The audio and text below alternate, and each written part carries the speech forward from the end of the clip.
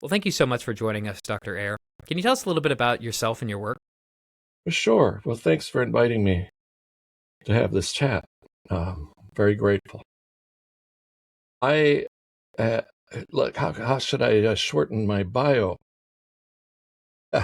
I've been teaching for over 50 years. I received my doctorate in 1979 here at Yale. And I was just telling you, my mentor, Stephen Osment, eminent Reformation historian, is an Arkansas boy. And he taught me how to write. He really did. I thank him for that. But anyway, I specialize in late medieval, early modern religion. Of course, 97% Christian. I'm an expert. I was trained by Steve Osmond as a Reformation historian, Protestant Reformation. But then I started working on Catholic side of things because I had realized that what happened in the 16th century is that Catholics and Protestants kind of fed off each other, fed off of their animosity and their differences.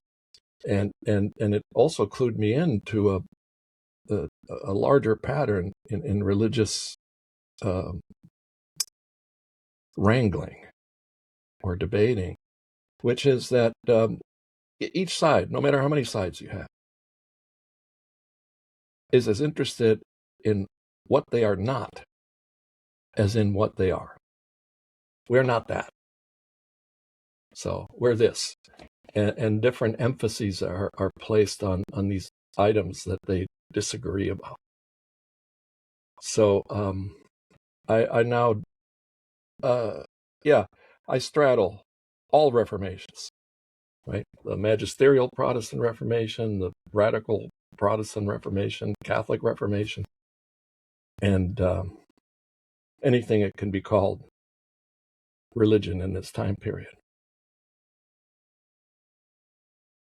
Well, thank you so much for being here. We're obviously excited about your work. That's why we invited you on. Let's dive into one of your books, because I know you have a number of books out there. But your book, They Flew. What is that about, and what inspired you to write it? The book is basically about, as the subtitle says, a history of the impossible. It's about, most people in our secular culture think that miracles don't happen, right? So all miracles are impossible. But in fact, healing miracles happen fairly regularly. The medical profession can't understand how some people get healed. But I focus on two miracles that, according to modern science and according to our dominant materialistic culture, are absolutely impossible. And these miracles are levitation. That's when the body goes up in the air and can resist gravity, sometimes quite strongly. And bilocation, which is being in two places simultaneously. Or let me put it more precisely, being seen in two places simultaneously by other people. And both of these terms used for these miracles actually did not exist in the time period I'm studying. The term levitation and the term bilocation are terms invented by 19th century spiritualists. So they're relatively modern terms because they, of course, were very interested in all anomalous phenomena. So I became interested in it very early on. I still remember almost to the day and where I was sitting in the library when I was in graduate school, I came across this book, The Physical Phenomena of Mysticism by Herbert Thurston. And it describes all of the miraculous things that happen to the bodies of people who enter into very, very deep states of prayer and have experiences of the divine that are, much, much stronger than experiences of the divine normal worshipers can have. And I can pinpoint when I conceive of this project is that I was in Spain and I was visiting the city of Avila, summer of 1983, and I was visiting the convent in which Saint Teresa of Avila had lived for the earlier part of her life. And we were being shown around, and the tour guide was showing us, very mundane things. Here's the kitchen, here's the dining room, here's the staircase. And here's the spot where Saint Teresa and Saint John of the Cross levitated together for the first time. It was just a fact, right? And it just set off some bells. And I call it in my book, I call it in the preface, a cognitive firestorm of sorts. It just rearranged everything in my mind, especially because I had been trained as a historian to never, ever, ever ask the question about miracles or anomalous phenomena. Did this really happen? All I could do is analyze what function the belief in these things served, right? Social scientific function of belief. So even in cases of, you have hundreds of people who see the same extremely strange phenomenon, you don't ask, why? Why are hundreds of people seeing the same thing that can't happen? You study the function that belief served at that time, at that place. So this started me questioning. And, from 1983 to 2023, when the book came out, I didn't work on it constantly. I worked on it little by little, and I did most of the work really in the late teens of this century and the early 20s. And I loved working on this book. I just loved it because subjects such as these have always been my obsession, not just professionally, but personally. Well, we're on the same wavelength there. We love these sorts of topics.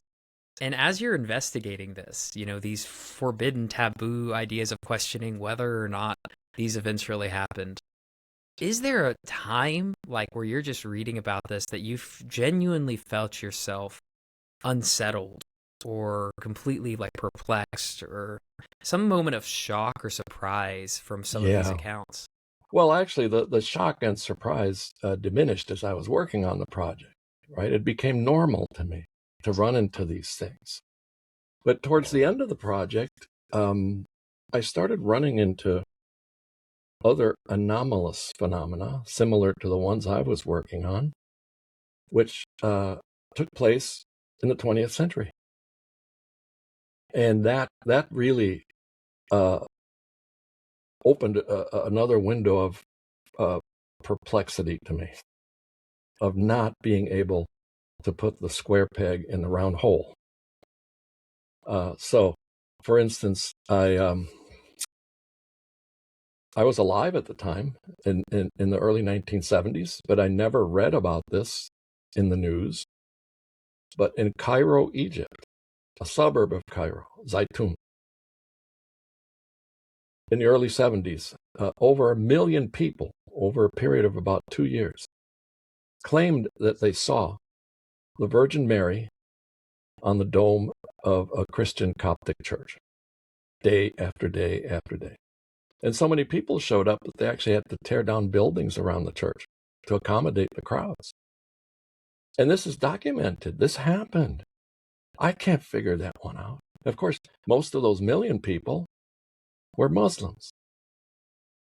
Right? There are Christians in Egypt. They're a small minority, and they had that church. But most of the people who flocked to see this and claimed that they saw it were Muslims. So how does that, And then there are other 20th century examples of individuals who were said to levitate and bilocate, including one French nun, Yvonne Aimée de Malestroit, who, during the Nazi occupation of France, without leaving her convent, would appear in Nazi prisons and concentration camps to comfort people and sometimes to help them escape. And there are over 800 recorded instances of this happening. And here's the other interesting twist in the story. This nun and her fellow nuns actually worked with the French underground resistance. And they hid resistance fighters who were fleeing the Nazis. They hid Allied pilots whose planes had crashed. And they also hid some Jews in their convent and helped them escape by by dressing them as nuns. And she received at the end of the war the 3 highest medals that any French citizen can receive. And all of this is documented. I mean, that side of the story, as well as the other side of the story. And I was blown away because, one of the premises that I'm challenging is the cultural materialist assumption that these things simply cannot happen. So you would think in the 20th century you wouldn't be finding stuff like this. Because one of the other phenomena that I realized is a real thing and needs a lot of scrutiny, and it doesn't matter what time period, is what difference, actually here's where the question of belief, what difference does belief make in these things happening? Because there seems to be a correlation between people believing that these things are possible and their occurrence. Yes, these things have diminished in the 20th century and in the 21st, but the fact that they still continue in a culture of unbelief, well, there are local cultures of belief, right? Pockets of belief, and that's where you find these things happening. But the Egyptian one just, that's off the register, especially because it involves a different religion. Muslims, the Virgin Mary is mentioned in the Quran, and but she's not special in the sense that she is for Orthodox and Catholic Christians. So how does one explain this? Wow, I don't know. Well, that got into a lot of really fascinating examples. I wonder, the title of the book is They Flew. So I think we'd love to hear what are the most spectacular or documented accounts of levitation that you get into in the book. Well, there are many throughout Christian history, beginning in the Middle Ages. But what makes the period I'm studying different is the kind of evidence we have, right? Because the evidence we have for the people I studied is that the information comes from inquests carried out by the church for the canonization or beatification of these individuals. And there's a questionnaire that people have to swear. They have to swear on their soul, their eternal soul. I swear I'm telling the truth. How likely, and my question to anyone who doubts this testimony is, how likely is it that these people who are testifying, all of whom believe in hell and purgatory, because of course they're Catholic, are going to lie about something? Right? Because that's a serious sin. It's a very serious sin, especially because, it's a church inquest and you're lying. So I think that if we have similar testimony of people who swear to be telling the truth in any other kind of phenomenon, historians would say, well, that's believable. People are swearing. So we have in the 16th and 17th century a number of individuals who levitated frequently. And one in particular, St. Joseph of Cupertino, who lived between 1603 and 1663, who broke all records, not only for the frequency of his hoverings, but also by the distance that he covered vertically and horizontally, and the number of witnesses, and the kind of witnesses too, because in the Catholic world he became so well known that very, very prominent figures went to see him. And actually there was one Saxon prince from Luther's Saxony, who was Lutheran, who went to Italy, and after seeing Joseph of Cupertino literally fly over his head, he converted to Catholicism.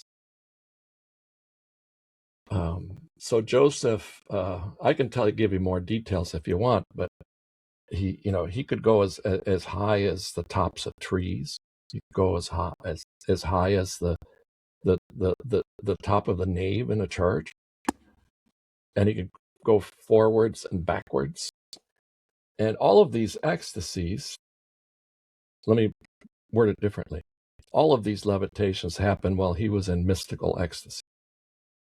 So he was not, and one of the things that is true of him and just about everyone else that I researched is that this is a side effect of mystical ecstasy. It's not something that the person brings on at will. It's not like they have a superpower like Superman. No, it just happens to them.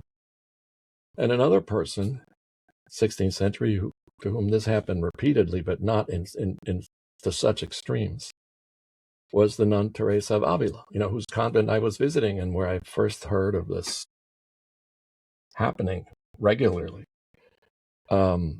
She didn't like levitating. She begged God to stop it. Why are you doing this to me? This serves no purpose, basically. This serves no purpose. Why did? And you're just attracting attention to me. And actually, because of the presence of the Inquisition, even if you were a devout nun and were having visions of Jesus or the Virgin Mary, the Inquisition would process you, right, just to make sure that you were legitimate. So these levitations brought her, and her ecstasies brought her to the Inquisition's attention. So she begged God to stop it. And she also asked her fellow nuns, next time you see me going up, try to hold me down. But they couldn't. They just couldn't. And they couldn't pull her down once she was up either. And here's where we get to the flip side of the page, or the flip side of the coin. These are Catholics, of course. Protestants, do we have Protestant levitations? Yes, we do. But they're all demonic. Because Protestants believe that this could only be the devil. Because if it was God, of course, polemically, Catholics kept asking of Protestants, where are your miracles? You don't have any miracles. So Protestants, all the major leaders of the branches of the Protestant family tree in the 16th, 17th century argued for technically it's known as the cessation of miracles. That miracles stopped around the year 100. Yes, there are miracles in the Bible, of course, New Testament, yes, but they stopped. So they continued, and despite all of the items of Catholic theology rejected by Protestants adopted Catholic demonology about 100% of it. It's very weird. It's asymmetrical, very asymmetrical. So, Seth, this is kind of close to your first question about, things that astonished me. One of the happiest days of my research is when I found a case of levitation in Boston in 1693. And it was nearly identical to what happened to St. Teresa, except it was demonic. A young girl, teenager, possessed by the devil, right? And Puritans believed in demonic possession. As a matter of fact, they thought the devil was behind everything in Salem witchcraft. And one of the most prominent churchman of Boston at that time, Cotton Mather, had taken part in the Salem witch trials. So Cotton Mather and a group of men are in the room with this teenage girl, praying to deliver her from the devil. And up she goes, off her bed, right? Up horizontally. She rises vertically, but her body is horizontal. And Mather orders the men to pull her down, just like Teresa's nuns, and they couldn't. And then Mather asked all of the men to sign affidavits testifying to the veracity of this event. I was so happy. Of course it's weird, but I was happy in a very rational, reasonable, logical sense that this Protestant event, although demonic, matched almost item for item what happened on the Catholic side. And the fact that people had sworn testimony, right? Puritans also believe in hell. and they all swore that this had happened. So I think this casts doubt on doubt itself, on the refusal to believe that these things can in fact happen. These testimonies, I think, of course, they're not the kind of proof that convinces someone 100%. Not all people. But they do have a greater weight, these testimonies, I think, than things that one might call hearsay. So there's a lot of flying around. Sometimes short distances, sometimes long distances. So the other phenomenon also that I dealt with is also associated with mystical ecstasy.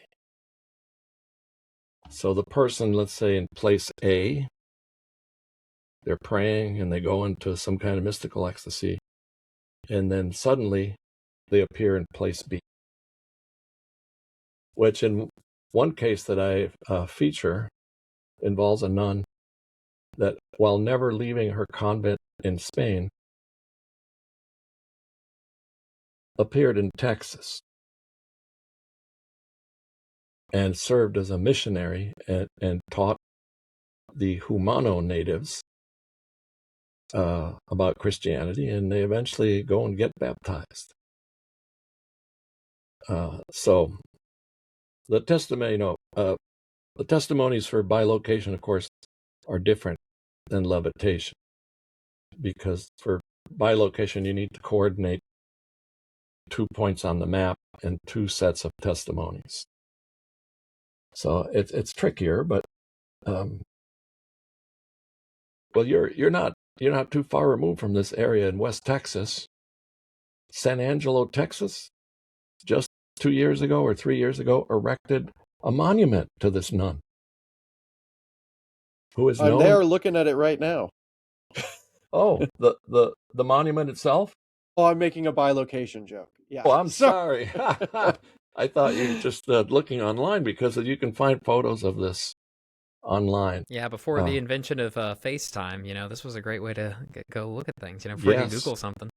And, if you're up for a slight digression, but it's relevant digression, I received an email from a reader who had worked for the CIA. And he was thrilled to find out about this nun, because what he had done for the CIA was remote viewing. Are you familiar with this project? Well, just like you, Jonathan, he was remote viewing, and he was there and he saw it. I've always thought of myself as a CIA agent, so that just confirms it. It's basically the same. So here's what he had to say to me. There was one item in the narrative of this nun's name is Maria de Agreda. but she's known in the Southwest as the Lady in Blue, the American Southwest. He said there was one detail that matches what I experienced. And the detail was this. Maria de Agreda was asked by the Inquisition, how did you talk to these barbarians? You know, you don't know their language. They don't know yours. And actually, one of the inquisitors said something that would probably land him in jail nowadays. He says, these people don't even know how to talk. All they do is grunt. How did you communicate? And he said, I don't know. We understood each other. The CIA agent, ex-CIA agent, told me that's what happened to me several times. All of a sudden, when I was remote viewing, I'd find myself on the other side. And I could communicate with people on the other side telepathically without language. And he said, I could put you in touch with more people who have experienced this. But I didn't follow that invitation. I'd like to do more reading on remote viewing before I start investigating. That's some great stories. One of our earliest and most popular episodes was with Rupert Sheldrake, who did stuff on telepathy. Oh, well, yeah. And that is another spiritualist term, telepathy. Right. Yeah. They came up with all this nomenclature for these anomalous phenomena. And we've been trying to do an episode on the Stargate Project for a while, that CIA project in remote viewing. Oh, yeah, that is fascinating. Well, do you know, maybe after the interview, I can give you somebody's name that might, not only does he know a lot, but would probably love to go on your show. We'd be more than interested in that. Thank you. Yes. Yeah. Afterwards, I don't want to say his name out in public. Everybody start bothering the guy. So. Yeah. I'll probably just cut that little section out anyway. Yeah, not a big deal. But thank you so much for that. Yeah. These are really great stories. These are absolutely fascinating. And the fact that you've brought this up to the modern day is super interesting, because your book's mostly focused on early modern period and some of these, right? Yeah. And I do find it kind of funny that, in the Protestant imagination, God doesn't do miracles, but the devil still does. It's just kind of an interesting conundrum. Yeah, and actually, there's solid theology behind it that makes the asymmetry believable for Protestants, which is the devil doesn't really perform miracles. Only God performs real miracles, because God can change the laws of nature or alter them for a moment. This is what they borrowed 100% from medieval Catholicism, since the devil is a creature, a very smart creature, and a very ancient creature. He can't mess with the laws of nature. But like a good scientist, he's so smart, he knows how to manipulate the laws of nature and how to fool people into thinking that what they're seeing is not what they're actually seeing. So they do explain, Protestant clergy do explain this very clearly. But still, it's the same phenomena occurring. Yeah. So I get this sense that today we look on this with obviously quite a bit of skepticism. Yeah. And I get a sense also that when we think about the past, it's like, well, maybe they had more of those, or there's these accounts because they were just super gullible and super religious back then. And they would just believe anything. Oh, yeah, that happened. Well, it's just from the devil. What were the actual reactions back then? Were they're signing affidavits. They're clearly sensing that they're going to meet with some skepticism about these events. Yes, because we're talking about the 16th and 17th century. This is the beginning of that's the rise of skepticism, the birth of modern science. And yes, there are skeptics everywhere. So one of the reasons that the Catholic Church started carrying out these inquests with questionnaires was precisely because there was already doubt. Right? Oh, you want proof? here we are. And they were adhering to the principles that were being formulated at that time for carrying out credible research. So it was bringing it up to date, and it's still the method used to this day. With one difference, is that nowadays, when the Vatican is examining miracle accounts, and they're usually healing miracles, they can find many atheist doctors, and they actually look for atheists, doctors and scientists who will say, as scientists and physicians, well, we have no explanation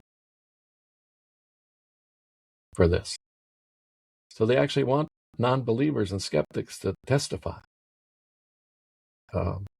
That's how far it was. Much harder back then to find atheists, or at least people who would be willing to disclose the fact that they were atheists.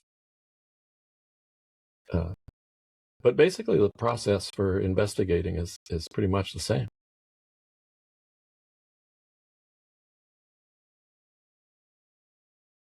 So, bringing it up to today then, how do historians today, you kind of alluded to this a little bit, so they're skeptical back then, we're skeptical today. How have historians reacted to this? They talk about the function of these events, but they don't speak to the reality of that. Right. Is that as far as they go? There's no attempt to say maybe, or like maybe this happened, maybe this didn't happen? Well, I've noticed that, fortunately there is perhaps some change taking place, because my book was given the prize by the American Academy of Religion for the best book in the history of religions of 2024. I did not expect that. And, in the description of why the book was given this award, it praised my questioning of the status quo.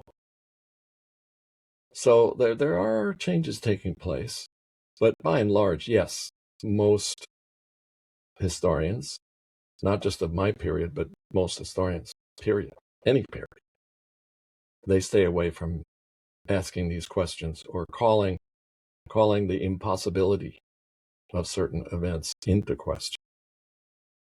So, two very, very negative, hostile book reviews appeared.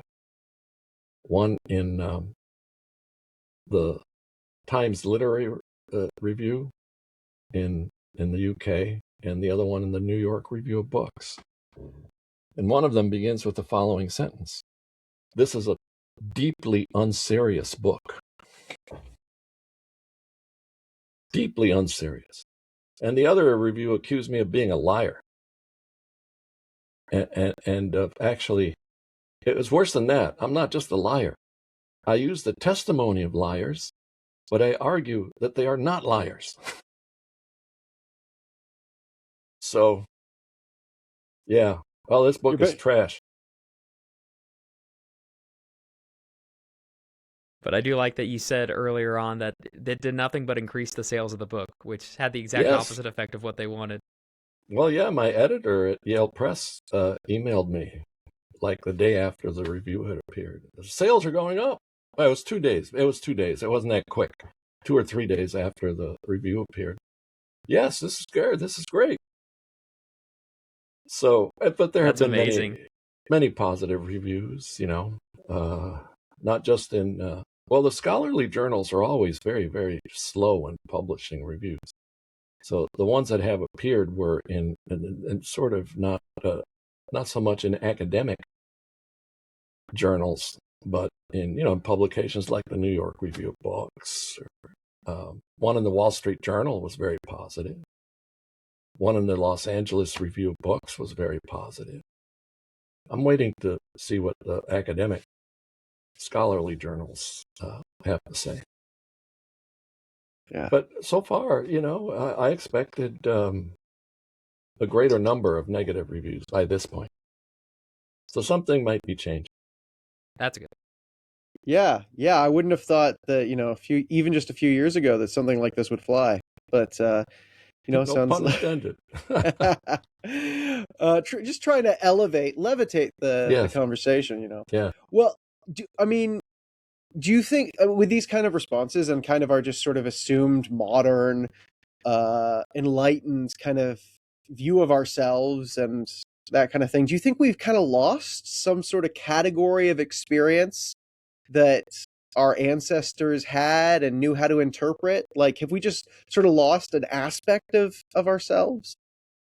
I think we have. I mean, obviously, because there are fewer instances of things like this happening. They're still happening, but there are fewer instances. And I think the reaction anyone would get to saying that they had witnessed one of these things is probably close to the kind of reaction that someone has when they say they saw alien beings come out of a UFO or something of this nature. We've lost these things, but now we have these new things that are, equally weird or unbelievable. And I would say that, culture of belief, I think I saw a Gallup poll, not a Gallup, I think it was Pew Research, on what Americans believe. And yes, there's a huge number of Americans that believe in these things, not just whatever their religion is, but kind of generally. And it's a spectrum, and it includes, alien encounters. The number of people who believe in psychic powers, for instance, is much higher. If the Pew poll reflects this correctly, they're a higher percentage of Americans who believe in all these things. I was astonished. There was I can't remember the exact percentage, but it was in the double digits of Americans who said they believe in reincarnation. But that's not a phenomenon as much as a complete ontological metaphysical system that is not Western. What used to be up until Christians came along. Yeah, it's called metempsychosis. You see it in Plato, right? You see it in Plato. I did see one Pew study, and this is the highest percentage I've seen, which was something like 40% of Gen Z believes in reincarnation, and that's an incredibly high stat. Yes, it is. And that is like, it was just one study, but it's also, I mean, if it's anywhere close to that, that just shows you a seismic shift that's going on. Well, and you'd expect it to increase, as we go along, because those people keep coming back. Yes. Yes, and I actually found a very curious paradox in that Pew poll. Was the high percentage of people who believed in reincarnation, and the very, very small percentage of people who were vegetarians. Oh no, you could be eating someone's uncle. Yeah, you could be eating your own grandparents, for heaven's sake. Oh goodness. Yeah. So it kind of seems like you're hinting towards the idea that, what impossible things that people are witnessing, they never really go away in society. They're always just sort of shifting around, whereas a couple hundred years ago, or let's just put it back, 1,000 years ago, you might see a fairy. Today, Right. You don't really see as many fairies unless you're in Iceland, where belief in fairies are really high. People still do see fairies, strangely enough. But today, if you say you saw an alien, that would be, that's less crazy, right? There's whole documentaries on UFO abduction cases, but we don't have documentaries on fairy sightings. Yeah. Well, I think that there are documented. It's just you have to look in odd places for the documentation. But the fact is that we also have strange phenomena occurring.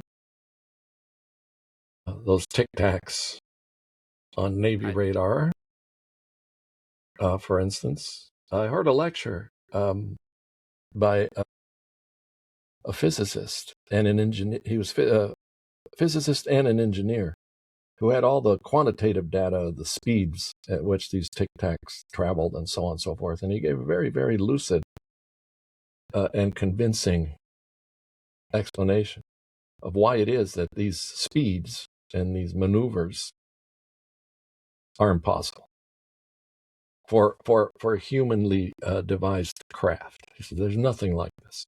And not only that, if anybody's inside, the G-forces would crush them. That's where he convinced me. That's where he grabbed me. So, but there's also, driving all of this counter skepticism. And by counter skepticism, I mean skepticism about the materialist worldview. It's actually science at the subatomic level. Quantum physics is just not at all. It does not correspond with a purely materialistic view of the universe, or can anyway, because I'm not a physicist. At the astrophysical level, what the latest telescopes are revealing to us, the Webb telescope especially, things that just rearrange our mental furniture in a major way. So I think that's one reason that maybe Gen X, they've grown up with these things being quote unquote normal. The Heisenberg uncertainty principle at the subatomic level, and the death of the Big Bang theory at the other end of the spectrum. So people, I think, younger people tend to be more willing to open up their minds to the possibility of what used to be called the spiritual or supernatural realm in previous centuries being real, and of us human beings living in a multi-dimensional universe, and that our senses and our equipment can only perceive part of what is really real. So I was surprised that the book was also nominated. I don't think they've picked the winner yet, but it's a runner-up or in the competition for the best book in the history of science and religion. So, from a British academic association, which is even rarer. Yeah, that definitely is. So I remember talking about my doctorate was on Henry Moore, and I remember he was a 17th century thinker who also cataloged.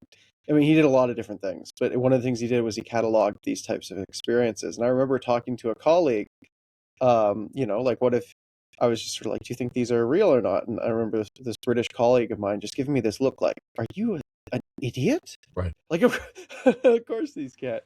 But I wonder, a lot of this has been abstract. You're an academic studying this from an academic perspective, and you don't have to answer this if you don't want to, but have you ever personally witnessed any of these kind of miraculous encounters?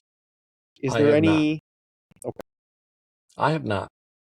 But, I've had deeply religious experiences. But, that's still a boundary that, doesn't convince.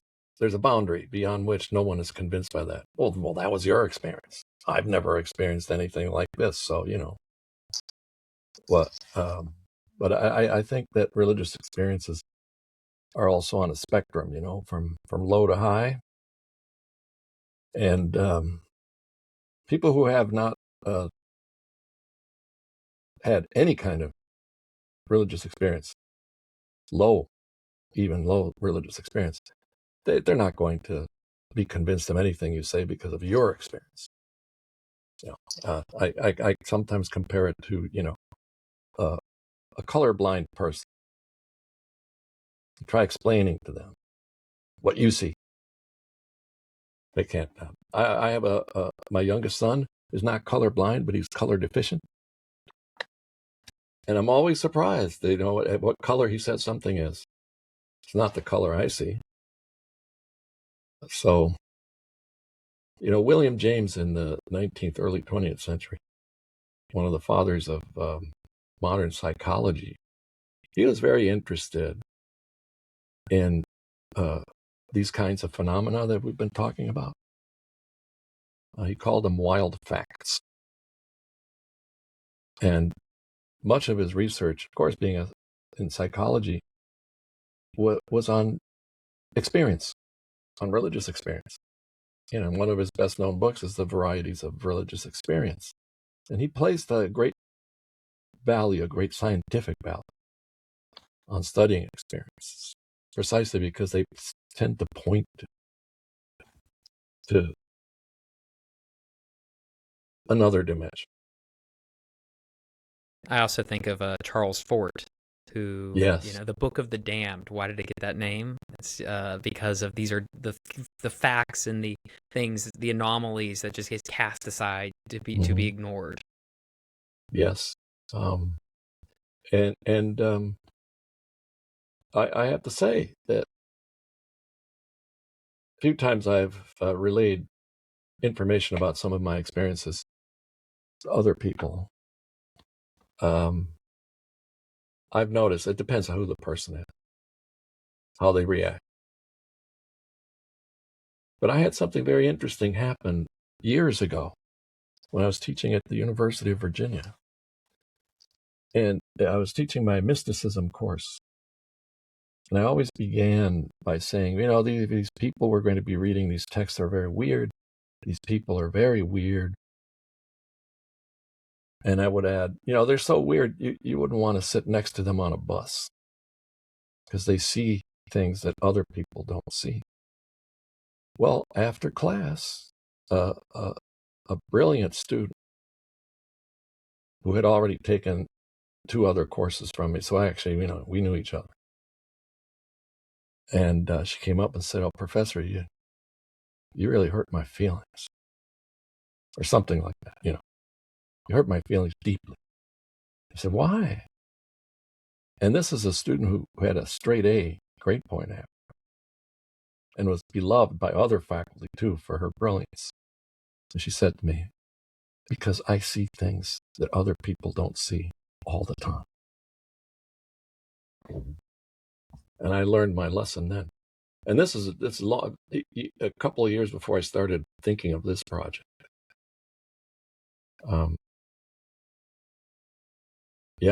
So either she was, because the explanation that pops up immediately when you say it's something like this, well, this is mental illness, right? It's mental illness. This person's having hallucinations, blah, blah, blah. But in this case, the student was either, highly functional, despite seeing these things. Sorry, I didn't mean to cut you off. No, that's fine. I know someone actually quite well. Who did their doctorate at one of the top universities in the world. Excelled, did amazing at it.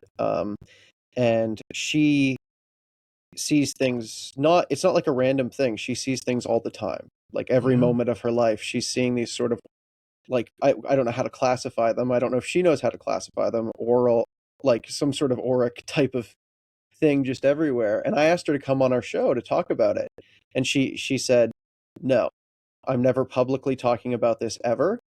And if I did, I would never be taken seriously in my discipline." Yeah. And that's right. I think that's a lot more common than people think. Oh, yes. Yeah.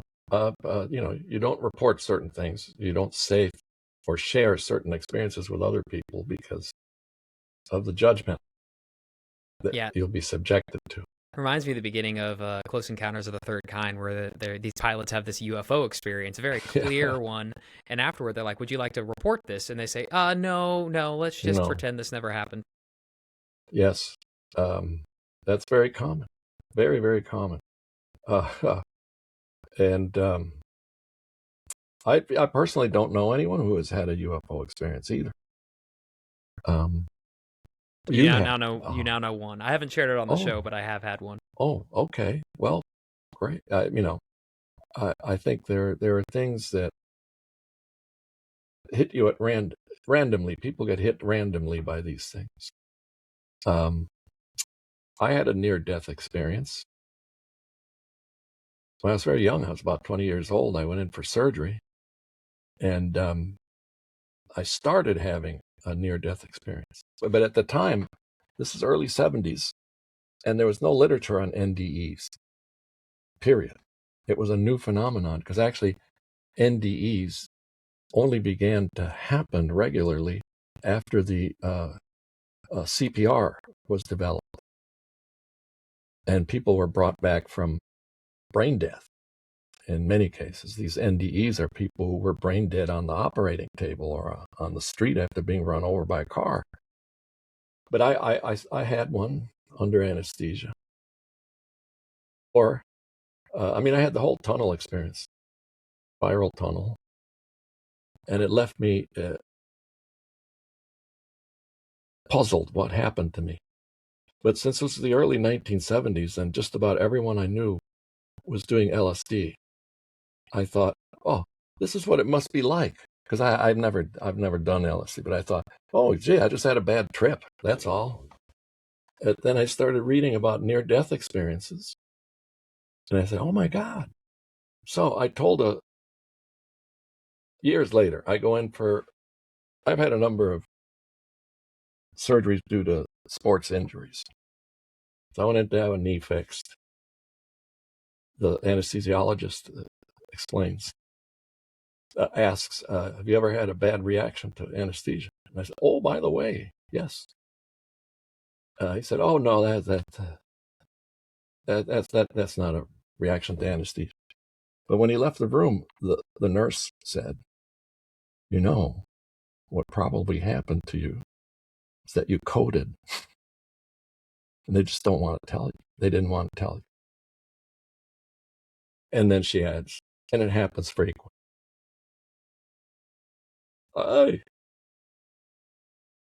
That's a terrifying discovery. Oh, terrifying for you, terrifying for us to know that about the medical profession. Yes, but there are it's these commonalities in experience that you can do parallel. Secular world experience, somebody who sees or experiences something that other people don't, and then Catholic descriptions of levitation and the Protestant description of levitation being the same. That, to me, rationally, logically point to something being real. And our use of the term real, of course, is always relative. So we add often, no, I mean really real. Or really, really real. But, there's a lot that I think will become more commonplace as scientific discoveries get deeper and deeper into this mysterious stuff.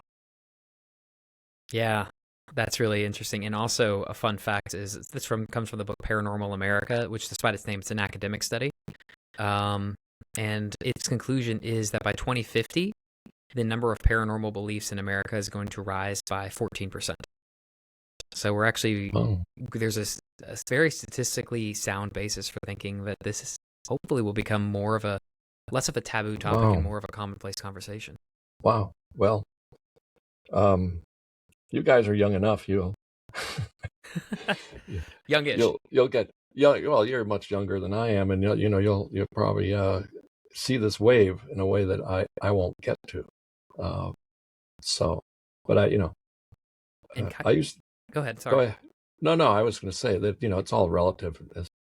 As a kid, I was fascinated talking to older people. Before there were radios or televisions, and before there were people drove cars and so on.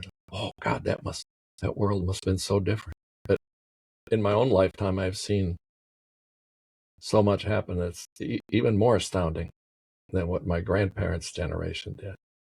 And it's the same for you guys,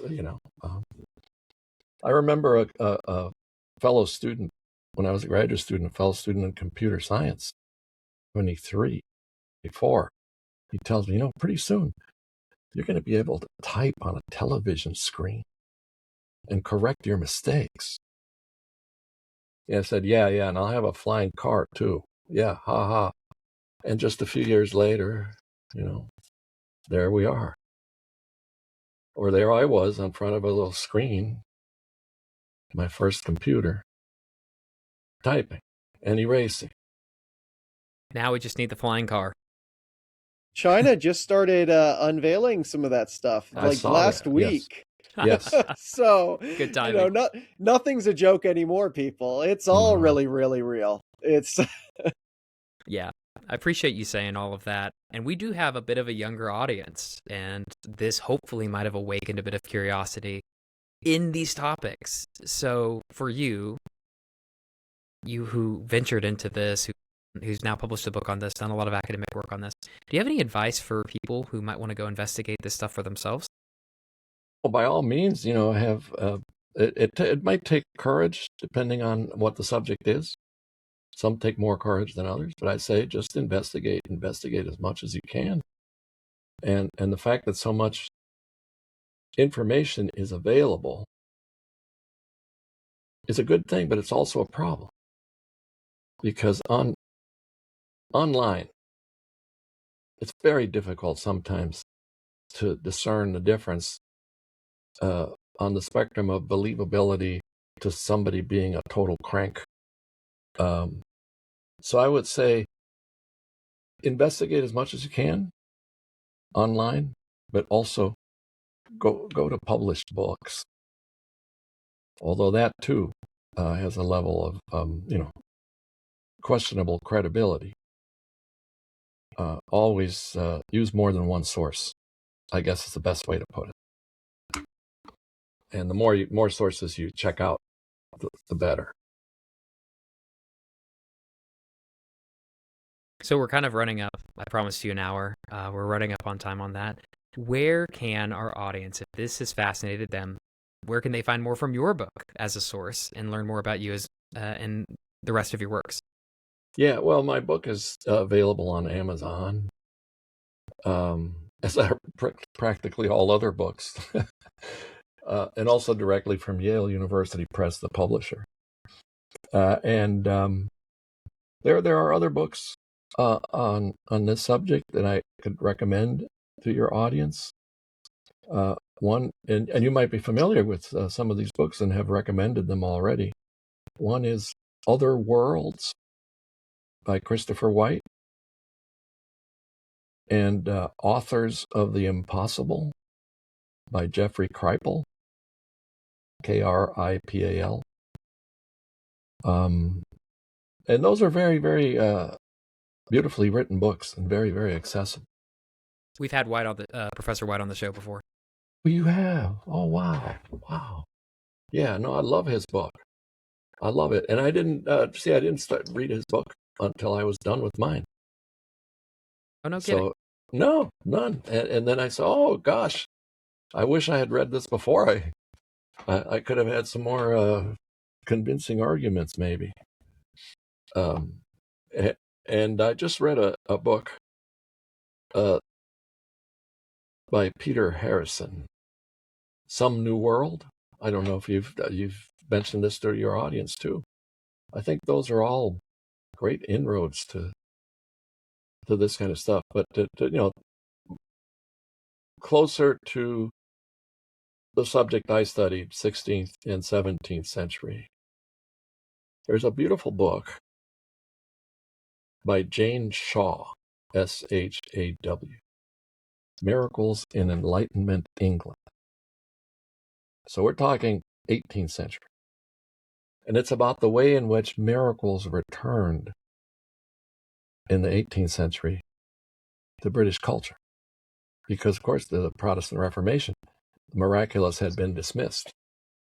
But it's a great introduction to the way in which stuff that is suppressed, beliefs that are suppressed, come bubbling back up if given the right circumstances. And that's one of my favorite books to recommend, because it links my period to the modern or postmodern materialistic age. And it's in between, this brief period during which things came bubbling up again after they had been suppressed. And do you have a website? No, I just have my Yale University website that has all my accomplishments, all my books and everything.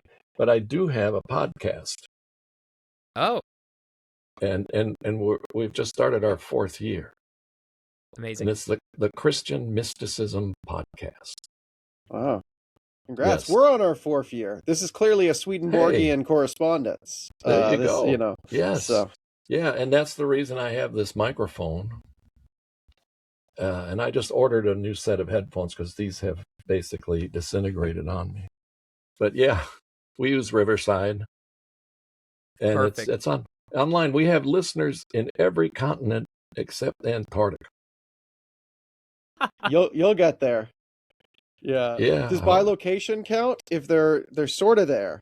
Well, I count my podcast as multi-location rather than bilocation, right? And you guys too. You're multi-located constantly. Well, I always assumed that if bilocation is possible, it would have to have something to do with electromagnetic something. So claiming radio is bilocation or multi-location isn't that far of a leap. So there we go. And